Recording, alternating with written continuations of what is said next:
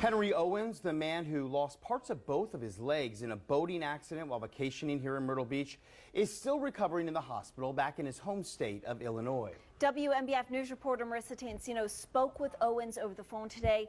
And what has recovery been like for him so far, Marissa? Well, Caitlin and Eric, he says it's a process. He's been taking one day at a time. But when I asked him one word that describes this whole situation, he said unexpected, after what was supposed to be a week-long family vacation in Myrtle Beach changed his life forever. All I can remember is telling my wife to be calm, just give me oxygen. That's one of the last things Owen says he remembers before waking up in the hospital Thursday.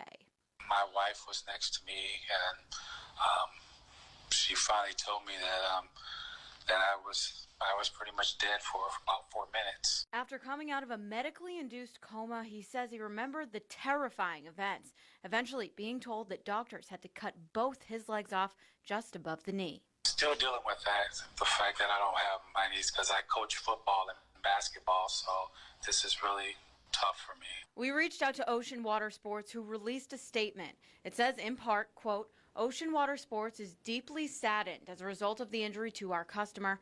As active members of the Water Sports Industry Association, we pride ourselves in our safety practices and safety record over the last 38 years. It goes on to say the crew acted immediately to rescue Owens, and they're keeping him and his family in their thoughts and prayers. As soon as I fell over, the propeller should have stopped.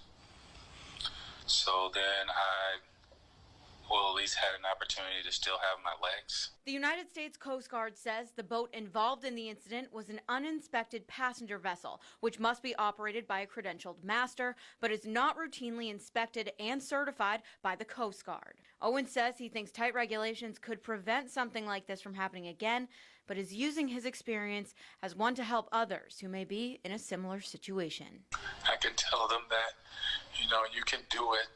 You just got to work hard at it. And he says his 2 young sons and his wife are the support system that keeps him going. The first thing they ask is that, are you going to be able to come and see my games? So those are the type of things that really hurt. And, I got to get back out there for them.